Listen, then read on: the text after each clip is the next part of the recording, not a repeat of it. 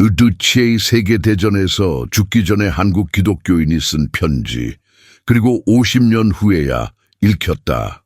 서울, 대한민국 1995. 민재는 그날이 할아버지에 대한 자신의 모든 것을 바꿀 것이라고는 상상도 못했습니다. 28세였던 그는 할머니 박수진을 도와 할아버지 김대호 씨의 낡은 나무 상자를 비우고 있었습니다. 김대호 씨는 한 번도 만난 적이 없는 분이었습니다. 김대호 씨는 제2차 세계대전 중 한국이 아직 일제강점기였을 때 실종되었고 가족 중 누구도 그에 대해 거의 이야기하지 않았습니다. 그냥 다 버려. 할머니는 트렁크를 보지도 않은 채 떨리는 목소리로 말했다. 하지만 그 순간 할머니의 내면에 무언가가 부서진 듯했다. 민재는 먼지 쌓인 뚜껑을 열었다. 안에는 낡은 옷가지, 누렇게 변색된 사진들, 그리고 한글로 된 작은 기도서가 있었다. 당시 일본은 한국 문화와 관련된 거의 모든 것을 금지하고 있었기에 놀라운 일이었다. 뚜껑 아래, 헐거운 판자 아래에서 그의 손가락은 다른 무언가에 닿았다. 세월에 낡아버린 봉인된 봉투였다. 그것을 떼어내자 잉크로 쓰인 떨리는 비문이 눈에 띄었다. 사랑하는 수진이를 위해 신께서 그녀를 지켜주시길. 내가 더 이상 돌아갈 수 없을 때 이 글을 읽어주세요. 할머니. 민재는 봉투를 손에 든 채 돌아섰다. 수진의 얼굴이 창백해졌다. 다리가 풀렸다.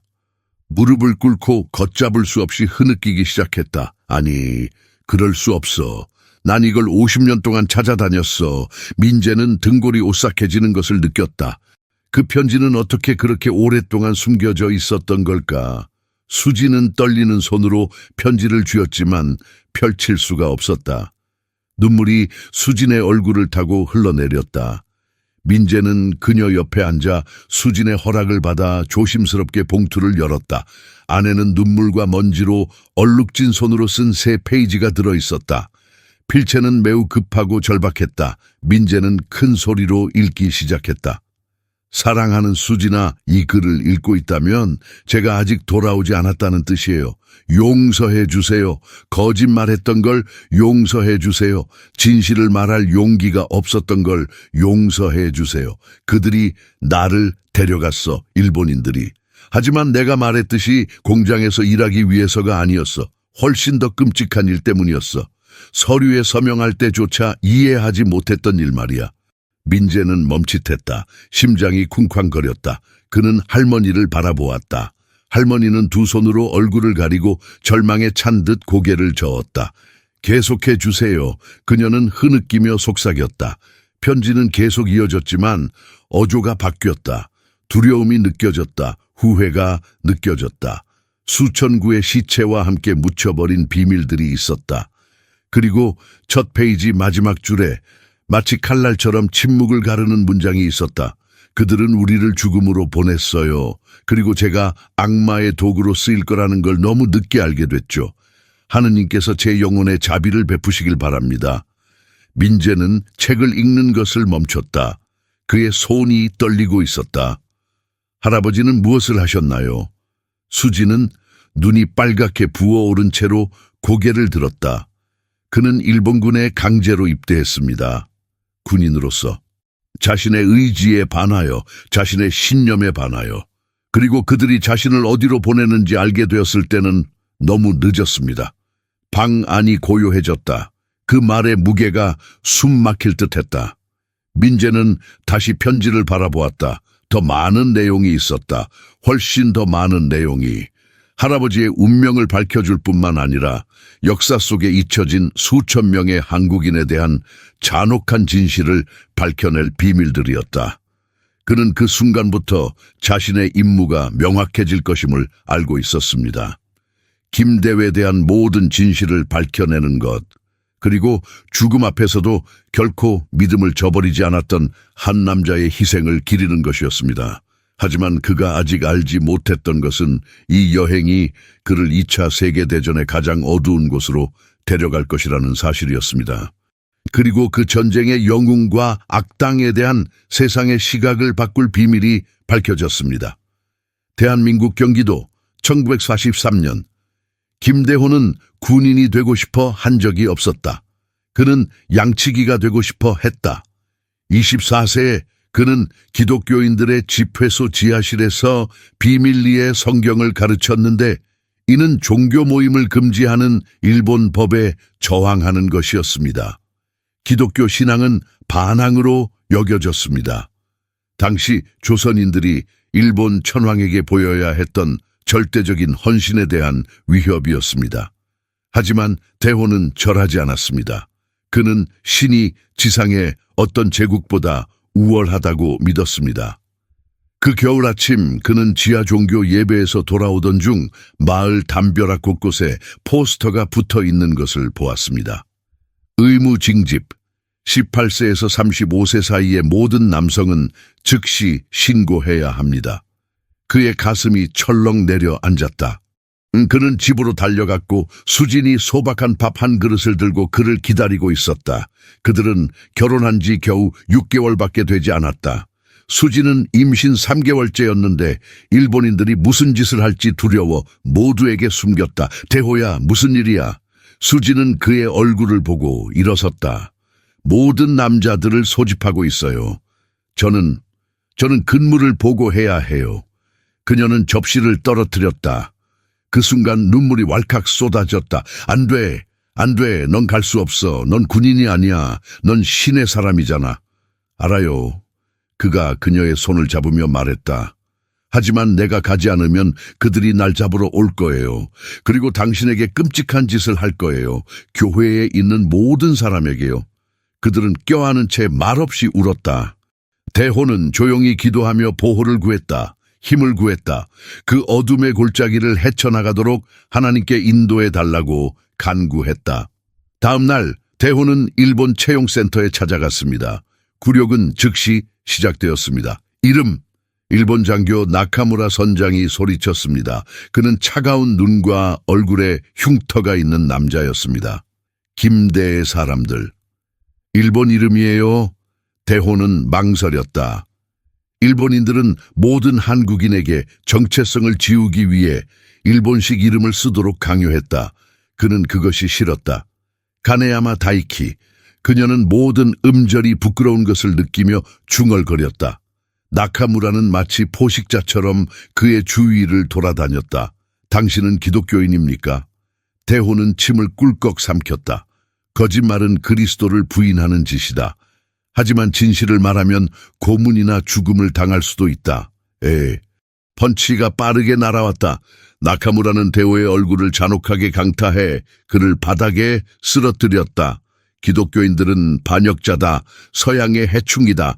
황제에게 복종하는 법을 배우지 않으면 개처럼 죽을 것이다.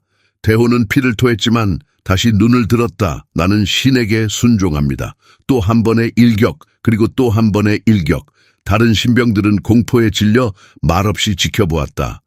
그들 중 일부는 기독교인이었지만 아무도 감히 움직이지 못했다. 나카무라는 마침내 헐떡이며 멈췄다. 이 쓰레기를 훈련소로 가져가 2주 동안 버틸 수 있을지 시험해보자. 대호는 수십 명의 다른 한국인 청년들과 함께 군용 트럭에 끌려갔습니다. 모두 겁에 질려 있었고 완전히 망가졌습니다. 그 후 몇 주 동안 대호는 혹독한 훈련을 견뎌야 했습니다. 새벽 4시에 깨어나 정신을 잃을 때까지 뛰었습니다. 실수만 해도 매를 맞았습니다. 굶주림에 시달렸습니다. 추위 속에서 잠을 잤습니다. 그리고 항상 자신이 아무것도 아니라는 말을 들었습니다. 자신이 열등하다는 말을, 대일본 제국에 봉사한 것에 감사해야 한다는 말을 들었습니다. 하지만 밤이면 얇은 담요를 덮고 숨어있던 대호는 기도했다. 때로는 모든 것을 걸고 큰 소리로 기도하기도 했다. 다른 한국군 병사들이 그에게 다가와 아직도 기억하는 성경 구절들을 속삭였다. 그중 한 명은 기독교 가정에서 자란 19세 청년 이지훈이었다. 형, 정말 하나님이 여기 우리와 함께 계신다고 믿니? 어느 날 밤 지훈이 눈물을 글썽이며 물었다. 대호는 그녀의 손을 잡았다. 하나님은 우리를 결코 버리지 않으셔요, 지훈아. 우리가 죽음의 음침한 골짜기를 지날 때에도 하나님은 우리와 함께 하셔요. 그런데 그 믿음을 한계까지 시험하는 일이 일어났습니다. 3주 후 나카무라는 신입생들을 모두 마당에 모았다. 그는 미소를 짓고 있었는데 그건 결코 좋은 징조가 아니었다. 축하해, 이 한국 벌레야. 기초훈련은 무사히 마쳤지. 이제 진짜 지옥에나 가야지. 그는 벽에 걸린 지도를 가리켰다. 당신은 전선으로 보내집니다. 버마, 필리핀, 만주. 한국 군인들이 일회용으로 쓰이는 곳들. 공포가 모두를 사로잡았다. 대호는 속이 뒤틀리는 것을 느꼈다. 하지만 최악의 상황은 아직 다가오지 않았습니다. 나카무라는 대회에 다가갔다. 그리고 크리스천, 당신은 특별한 곳으로 가게 될 거예요. 당신의 믿음이 진정으로 시험받을 곳이죠. 그는 군사 명령이 담긴 문서를 건네주었다. 대호가 책을 읽었다. 그의 손이 떨리기 시작했다. 안 돼. 그럴 리가 없어. 그는 전투부대로 보내졌는데 그곳은 생물학과 화학 실험에 사용될 예정이었습니다. 만주 중국 1944년 화물열차는 얼어붙은 선로를 따라 덜컹거리며 격렬하게 달렸다. 열차 안에는 한국군 60명이 소처럼 빽빽이 들어차 악취가 나는 차가운 공기를 마시고 있었다. 대호는 구석에 앉아 몰래 조각해둔 작은 나무 십자가를 들고 있었다. 그것이 그의 정체성을 보여주는 유일한 증거였다. 형, 우리 진짜 어디로 가는 거지? 추위에 떨면서 옆에 있던 지훈이 물었다. 몰라. 대호가 대답했다. 하지만 어디에 있든 우리는 인간으로 남아야 해. 그들이 우리에게 무슨 짓을 시키든. 최성민이라는 나이든 군인이 씁쓸하게 웃었다. 인간이라고요? 그들에게 우리는 인간이 아닙니다. 우리는 도구일 뿐입니다. 망가진 도구는 버려집니다. 대호는 그를 바라보았다. 그러니 깨지지 않도록 싸워봅시다. 성민은 한참 그를 응시하다가 시선을 돌렸다.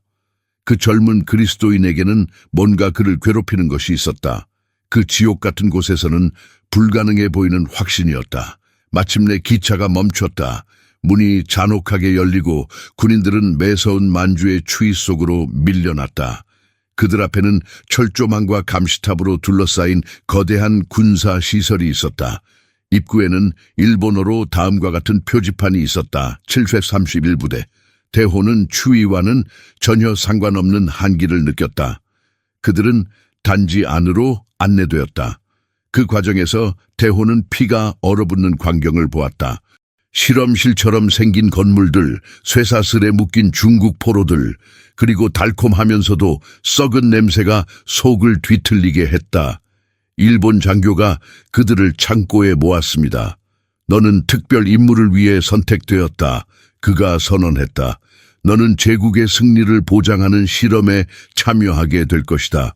복종한다면 어쩌면 살아남을 수도 있겠지만 불복종한다면 실험의 일부가 될 것이다. 대호는 공포에 휩싸였다. 소문을 들었다. 일본군이 포로들을 상대로 생물학 무기를 실험하고 있다는 소문, 흑사병, 탄저병, 동상, 마취 없는 생체 해부. 그리고 이제 그는 그 악몽의 중심에 서게 되었습니다. 첫날 밤 대호는 잠이 오지 않았다. 끊임없이 기도했지만 난생 처음으로 기도가 하늘에 닿지 않는 것 같았다. 마치 그곳에 신이 없는 것 같았다. 다음 날 한국군 병사들이 투입되었습니다. 그들의 임무는 포로들을 보호하고 자재를 운반하고 절차가 끝난 후 방을 청소하는 것이었습니다. 대호는 실험실 청소를 맡았습니다. 그가 실험실에 들어갔을 때 그는 영원히 기억에 남을 무언가를 보았습니다. 해부대 피로 뒤덮인 수술 도구들, 그리고 가장 끔찍한 것은 병에 보관된 인체의 일부들이 있는 방이었습니다. 그는 격렬하게 토했다. 일본군 한 명이 그를 비웃었다. 익숙해지세요, 한국인 여러분. 이런 걸 더 많이 보게 될 거예요.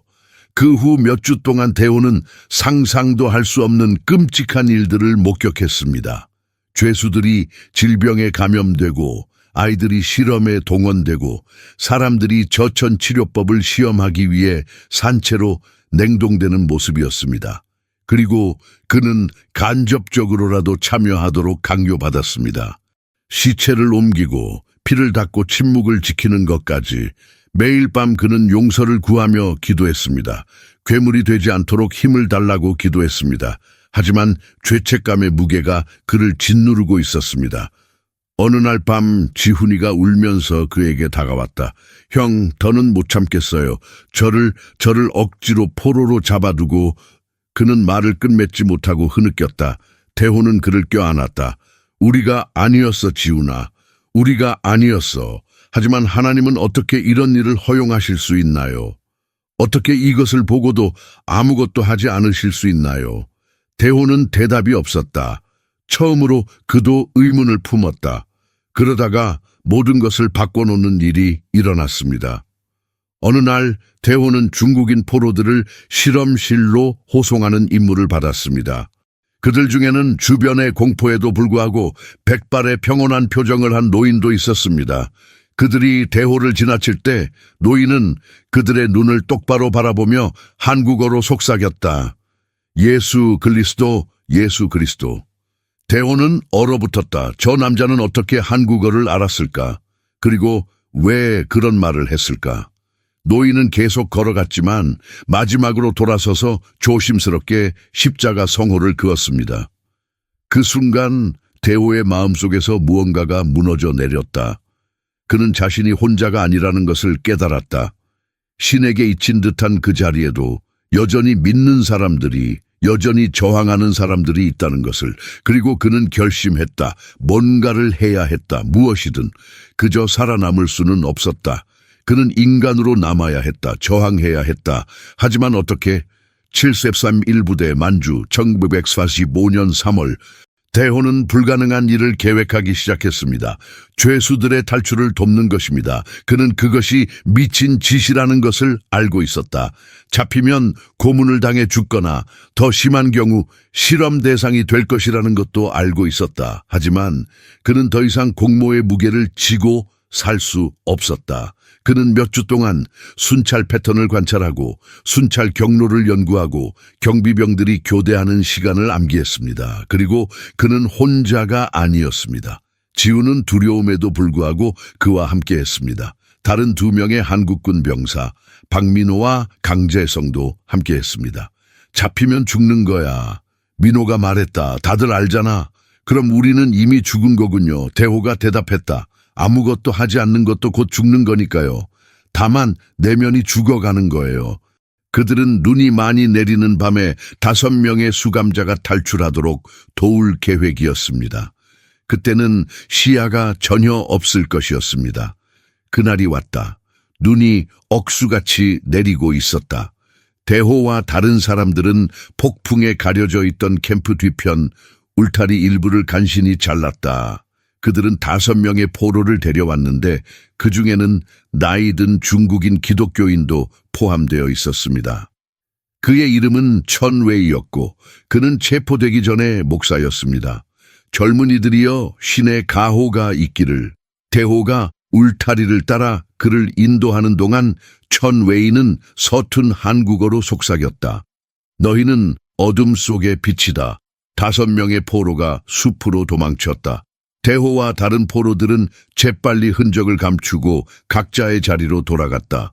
3일 동안 아무도 누추를 알아차리지 못했다. 대호는 성공했다고 믿기 시작했다. 하지만 넷째 날 경고음이 울렸습니다. 그들은 시체를 발견했습니다. 5명의 수감자는 모두 다시 잡혀 처형되었습니다. 그들의 시체는 경고의 의미로 수용소 입구에 걸려 있었습니다. 그리고 더 나쁜 것은 누군가가 밀고 했다는 것입니다. 731 부대에 보안사령관으로 전속되었던 나카무라는 잔혹한 조사를 지시했고 모든 조선군 병사들이 신문을 받았다. 대호는 그것이 곧 밝혀질 것이라는 걸 알고 있었습니다. 신문 당일 밤 그는 방으로 끌려갔다. 나카무라가 그 자리에 미소를 지으며 서 있었다. 김대호, 아니면 가네야마 다이키라고 불러야 할까? 그는 그의 주변을 맴돌았다. 네가 똑똑하다고 생각해? 영웅 노릇을 할 수 있다고 생각해? 무슨 말씀인지 모르겠네요. 주먹이 재빨리 날아와 콧뼈를 부러뜨렸다. 피가 콸콸 쏟아졌다. 거짓말쟁이! 나카무라가 소리쳤다. 네가 범인이라는 걸 알아. 자백하게 만들 거야. 대호는 몇 시간 동안 매를 맞고 채찍질을 당하고 담뱃불에 그을렸다. 하지만 자백하지 않았다. 용감해서가 아니라 자백하면 지훈, 민호, 재성까지 죽을 것이기 때문이었다. 마침내 나카무라는 숨을 헐떡이며 멈췄다. 좋아. 영웅 행세를 하고 싶나? 그럼 선택권을 주마. 자백하고 너만 죽이든가. 아니면 내가 여기 있는 한국군을 전부 죽이든가. 한 명씩 바로 내 눈앞에서. 대호는 부어오르고 충혈된 눈을 들어올렸다. 당신 마음대로 하세요. 제 영혼은 신께 속해 있습니다. 나카무라는 차갑게 미소 지었다. 그럼 시작해 볼까요? 그는 지훈을 데려오라고 명령했다. 청년은 겁에 질려 방으로 끌려 들어갔다. 아니, 대호가 소리쳤다. 아무 짓도 안 했어요. 그러면 자백하세요. 대호는 지훈을 바라보았다. 청년은 고개를 저었다. 형, 고백하지 마세요. 저는 아니에요. 하지만 대호는 그럴 수 없었다. 또 다른 무고한 사람이 죽게 둘 수는 없었다. 나였어. 그가 속삭였다. 나였어. 나뿐이야. 그를 놓아줘. 나카무라는 악당이다. 얼마나 고귀한 일인가. 하지만 나는 거짓말을 했다. 그는 지훈을 쐈다. 머리에 총알을 맞았다. 그 청년은 땅에 쓰러져 죽었습니다. 대호가 비명을 질렀다. 목소리가 나오지 않을 때까지, 몸이 무너질 때까지. 나카무라는 그의 옆에 쪼그리고 앉았다. 내일 죽을 거야. 하지만 그 전에 자백서를 써야 해. 그리고 네가 모든 짓을 한 건 기독교를 배신했기 때문이라고 말해야 해. 그러면 모든 한국 교회가 핍박받을 거야. 네 신이 너를 구원할 수 없을 거야. 대호는 감방에 갇혔다. 혼자. 망가진 채로. 그리고 그의 인생에서 가장 어두웠던 그 밤에 그는 여전히 할 수 있는 유일한 일을 했습니다. 그는 수진에게 편지를 썼습니다. 서울 대한민국 1995년 민재는 할아버지의 편지를 읽는 것을 멈출 수 없었다. 모든 단어가 칼에 찔린 상처였고 모든 고백이 계시였다. 하지만 마지막 페이지에 모든 것을 바꿔놓은 내용이 있었습니다. 수진아, 내 사랑, 난 내일 죽을 거야. 하지만 나랑 같이 죽지 마. 살아. 우리 아들을 키워. 그리고 언젠가 그가 내 안부를 묻거든. 내가 예수님을 내 목숨보다 더 사랑했다고 전해줘. 그리고 세상에서 가장 어두운 곳에서도 빛이 되려고 노력했다고. 너한테 알려줘야 할 게 있어. 천회이라는 남자가 있어. 여기 수감자였는데 내가 그를 구하려고 했어. 결국 처형당했지. 하지만 죽기 전에 그가 내게 한 말이 있어. 우리 같은 사람들이 있어. 7431 부대의 범죄를 기록하고 있는 중국과 한국 기독교인 네트워크가 있어. 살아남으면 그들을 찾아. 진실은 밝혀져야 해. 난 살아남지 못할 거야. 하지만 어쩌면 언젠가 누군가 이 편지를 발견할지도 몰라. 그러면 진실이 밝혀지겠지. 영원히 사랑해요. 대호야. 민재는 눈물을 흘리며 책을 다 읽었습니다. 그는 할머니를 바라보았습니다. 할머니, 할아버지가 7331 부대를 폭로하려고 했나요? 수지는 고개를 끄덕이며 울었다. 그는 옳은 일을 하려다 죽었습니다. 하지만 아무도 그의 말을 믿지 않았습니다. 전쟁 후 미국은 일본과 비밀 계약을 맺었습니다. 그들은 731 부대 과학자들에게 실험 데이터를 제공하는 대가로 면책권을 주었습니다. 모든 것이 은폐되었습니다. 민재는 마음속에서 분노가 타오르는 것을 느꼈다. 그럼 할아버지는 아무 이유 없이 돌아가셨단 말인가? 아니요. 수진이 그녀의 손을 잡으며 말했다.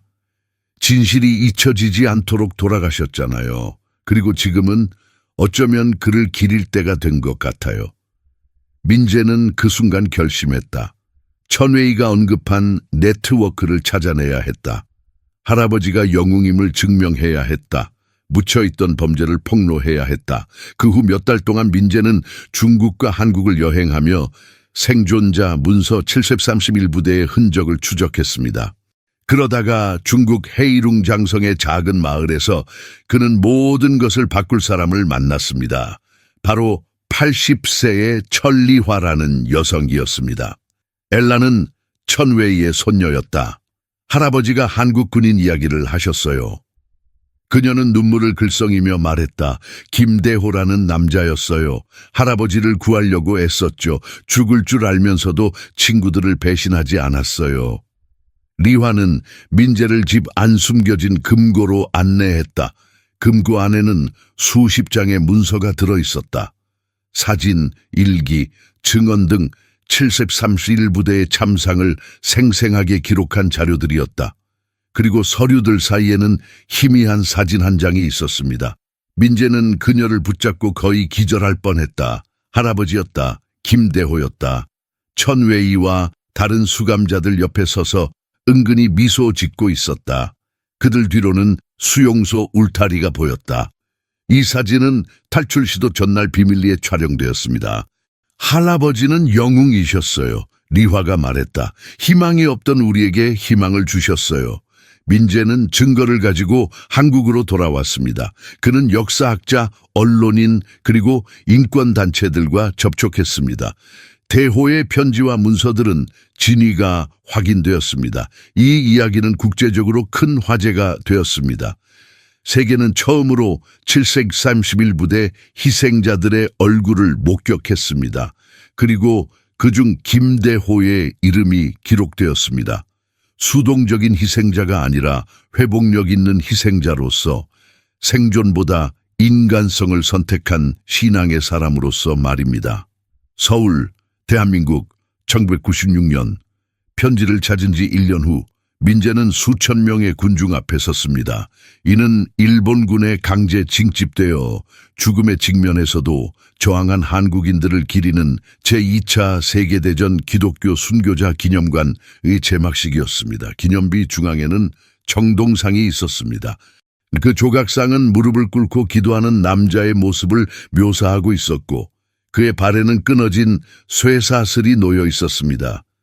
바닥에 있는 명판에는 다음과 같이 적혀 있었습니다. 김대호, 1919-1945, 군인, 기독교인, 영웅. 민재는 78살이신 수진 할머니의 손을 꼭 잡았다. 할머니는 소리 없이 울고 계셨지만 이번에는 고통의 눈물이 아니었다. 안도의 눈물이었다. 마침내 그가 누구인지 알아봤어. 그녀가 속삭였다. 민재는 고개를 끄덕였다. 그리고 세상은 결코 잊지 않을 것이다. 행사에서 731부대 생존자인 82세의 중국인 장웨이가 다음과 같이 증언했습니다. 저는 그곳에 있었습니다. 한국군 병사를 봤습니다. 그가 우리를 구하려고 애쓰는 모습을 봤습니다. 그는 자신이 죽을 것을 알고 있었습니다. 하지만 그는 내가 아무것도 하지 않으면 내 영혼은 이미 죽었을 것이다 라고 말했습니다. 그는 제가 아는 사람 중 가장 용감한 사람이었습니다. 군중은 박수를 쳤고 많은 사람이 울었습니다. 의식이 끝난 후 민재는 수년 전 일본군 기록을 통해 확인된 할아버지의 묘소를 찾아 헌화하고 무릎을 꿇었다. 할아버지, 당신의 이야기는 절대 잊히지 않을 거라고 약속합니다. 헛되이 죽지 않으셨죠.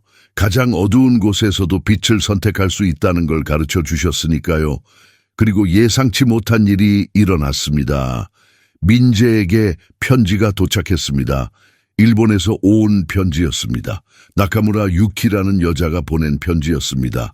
그녀는 대호를 고문하고 처형한 나카무라 대위의 손녀였습니다. 편지에는 이렇게 적혀 있었습니다. 민재 씨, 제 이름은 유키입니다. 할아버지는 나카무라 히데아키였습니다. 1982년에 돌아가셨습니다. 말년에는 죄책감에 시달리셨습니다. 731부대에서 저지른 범죄를 자백하셨습니다. 그리고 그는 한 가지 이름, 김대호를 반복해서 언급했습니다. 그는 이 남자가 자신을 괴롭힌다고 했습니다.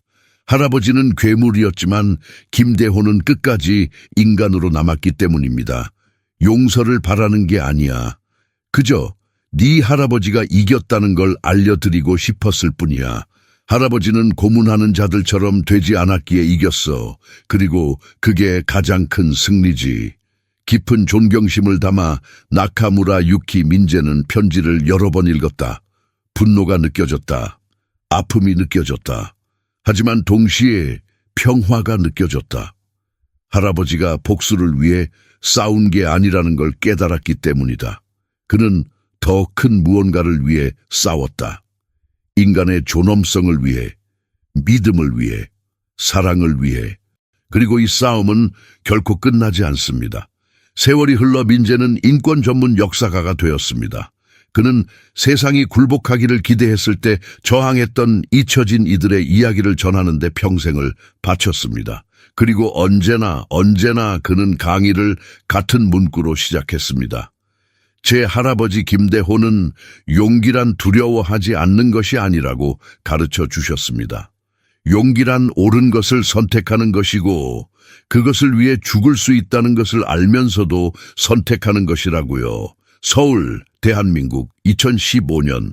민재가 편지를 찾은 지 20년이 흘렀다. 그는 이제 48세였고 머리카락은 회색으로 변하기 시작했지만 그의 눈은 그가 결코 알지 못했던 할아버지로부터 물려받은 결의로 가득 차 있었습니다. 그날 그는 기독교 대학에서 젊은 신학생들에게 강의를 하고 있었습니다. 강당은 500명이 넘는 사람들로 가득 찼습니다. 앞줄에는 그의 딸 김수진이 있었습니다.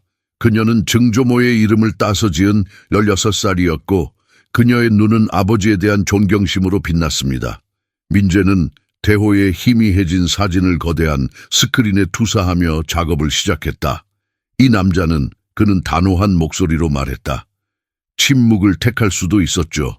그냥 순종해서 살아남을 수도 있었을 겁니다. 하지만 그는 우리 모두가 물어야 할 질문을 던졌습니다. 인간성을 잃는다면 어떤 종류의 생존이 가치가 있을까? 강당은 완전한 침묵에 휩싸였다. 할아버지는 제2차 세계대전 중 가장 끔찍한 범죄에 가담해야 했습니다. 시체를 옮기고 피를 씻고 어떤 인간도 봐서는 안 될 끔찍한 광경을 목격했습니다. 그리고 할아버지는 선택해야 했습니다. 악의 일부가 될지 아니면 죽음을 알면서도 저항할지. 민재는 잠시 말을 멈추고 그의 목소리에는 감정이 가득했다. 그는 죽음을 선택했습니다. 하지만 그 전에 그는 5명의 생명을 구하기로 결심했습니다. 그리고 실패하고 고문당하고 모든 것을 잃었을 때에도 그는 여전히 연애 편지를 쓰기로 결심했습니다. 그 편지에는 이렇게 적혀 있었습니다. 포기하지 마. 계속 믿어. 계속 사랑해. 한 학생이 손을 들었고 그녀의 얼굴에는 눈물이 흘러내렸습니다. 민재 교수님은 신이 없는 곳에서 어떻게 신앙을 지킬 수 있었을까요? 민재는 슬프게 웃었다. 제가 매일 스스로에게 던지는 질문입니다. 그리고 그 답은 그의 편지 마지막 줄에 있다고 생각합니다. 그는 화면에 다음과 같은 글을 투사했습니다. 신은 부재하지 않았습니다. 제가 도우려 했던 모든 수감자들의 눈 속에도 신이 계셨습니다. 밤의 속삭이는 기도 속에도 신이 계셨습니다. 괴물이 되기가 더 쉬웠을 때 인간으로 남기로 한 선택 속에도 신이 계셨습니다. 신은 결코 우리를 버리지 않으십니다. 신을 우리와 함께할 것인지 아닌지는 우리가 선택합니다. 강당에서는 박수갈채가 터져 나왔다. 강연이 끝나고 한 노부인이 민재에게 다가왔다. 85세쯤 되어 보이는 할머니는 지팡이에 의지해 힘겹게 걷고 있었다. 교수님, 그녀는 떨리는 목소리로 말했다. 할 말이 있어요. 민재는 그녀가 앉도록 도와주었다. 제 이름은 이미선입니다. 그리고 그녀는 심호흡을 했다. 저는 이지훈 씨의 딸입니다. 민재는 얼어붙었다. 지훈. 대호 앞에서 처형당한 젊은 병사. 아버지는 7셉 31부대에서 살해당했어요. 그녀는 눈물을 흘리며 말을 이었다. 어머니는 아버지가 끌려가셨을 때 임신 중이셨어요. 아버지는 제가 존재한다는 사실조차 모르셨죠. 그리고 70년 동안 저는 분노를 품고 살았어요. 일본에 대한 분노, 신에 대한 분노, 그리고 모든 것에 대한 분노였죠. 그녀는 민재의 손을 잡았다. 하지만 오늘 저는 아버지가 하나님의 사람 옆에서 돌아가셨다는 사실을 알게 되었습니다. 아버지가 혼자 돌아가신 것이 아니라 누군가 아버지를 구하려고 했다는 사실 말입니다. 그리고 그 사실이 제게 평안을 줍니다. 민재는 그 여자를 껴안았고 둘 다 울었다. 내 아버지는 용감했어. 그가 속삭였다. 그리고 그의 희생은 헛되지 않았지. 그날 밤 민재는 집으로 돌아와 대호의 원본 편지를 보관하고 있는 사무실로 갔는데 그 편지는 지금은 특별한 유리상자에 보관되어 있었습니다. 그는 오랫동안 그녀를 바라보며 얼룩진 3페이지가 일으킨 모든 일을 생각했다. 수천 건의 사연이 밝혀졌고 피해자들이 확인되었으며 범죄 사실이 드러났습니다. 가족들이 치유되었습니다. 그리고 가장 중요한 것은 이제 젊은 한국 기독교인 세대 전체가 그들의 조상들이 단순한 수동적인 희생자가 아니었다는 사실을 알게 되었다는 것입니다. 그들은 회복력이 강했고 믿음의 용사들이었습니다. 그의 딸 수진이 사무실로 들어왔다. 아빠 질문 하나 해도 될까요? 물론입니다.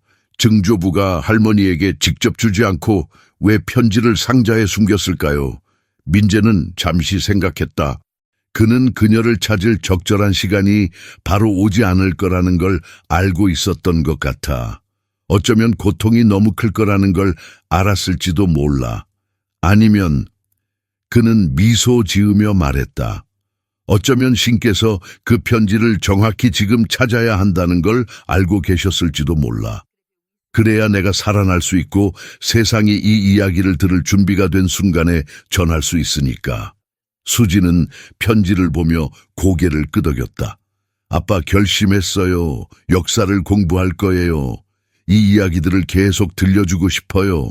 잊혀진 사람들의 이야기들을요. 민재는 딸을 꼭 껴안았고 그의 가슴은 자랑스러움으로 가득 찼다. 당신의 증조부께서 매우 자랑스러워 하실 겁니다. 김대호의 편지가 발견되기까지 50년이 걸렸다. 하지만 그녀가 그렇게 했을 때 그녀는 세상을 바꾸었습니다. 전쟁 범죄를 폭로했기 때문만은 아닙니다. 잊혀진 사람들에게 정의를 실현했기 때문만도 아닙니다. 하지만 그것은 인간 정신에 대한 근본적인 무언가를 증명했기 때문입니다. 가장 어두운 곳에서도 악이 승리한 것처럼 보이는 곳에서도 여전히 빛을 선택하는 사람들이 있습니다. 오늘날 김대호의 이름은 수천 명의 다른 기독교 순교자들과 함께 한국 홀로코스트 기념관에 새겨져 있습니다. 그의 편지는 국립중앙박물관에 보관되어 있다. 그리고 그 역사는 전 세계의 학교, 교회, 대학에서 가르쳐지고 있습니다. 하지만 대호의 가장 위대한 유산은 박물관이나 기념물에 있지 않습니다. 각자의 이야기를 듣고 다음과 같은 결정을 내려야 합니다. 나도 옳은 것을 선택할 거야. 설령 그것이 내 모든 것을 잃게 만든다 해도 그것이 바로 어둠에 대한 진정한 승리이기 때문입니다. 전쟁에서 이기는 것도 적을 섬멸하는 것도 아닙니다. 세상이 당신을 괴물로 만들 것을 기대하더라도 인간성을 유지하는 것이 중요합니다. 미워하는 게 더 쉬울 때 사랑이죠. 모든 것이 포기하라고 소리칠 때에도 믿는 것이 중요합니다. 그리고 그것은 미래 세대에게 다음과 같은 내용의 편지, 즉 유산을 남기는 것입니다. 포기하지 마. 계속 싸워, 계속 사랑해. 빛은 언제나 어둠을 이긴다. 언제나. 이 이야기가 당신의 마음을 감동시켰나요? 김대호의 여정이 당신에게 영감을 주었다면 채널 구독하기 세상이 알아야 할 신앙 용기 회복력에 대한 더 많은 실화를 알아보세요. 우리가 말하는 잊혀진 모든 이야기는 망각에 대한 승리이기 때문입니다. 그리고 용기 있게 살기로 선택한 모든 사람은 그에 대한 살아있는 증거입니다. 빛은 언제나 어둠을 이긴다. 지금 등록하고 잊혀진 영웅을 기리는 사명에 참여하세요. 김대호의 이야기가 여러분의 마음속에 영원히 살아있기를 바랍니다. 항상. 하나님의 축복이 함께하길. 다음 영상까지.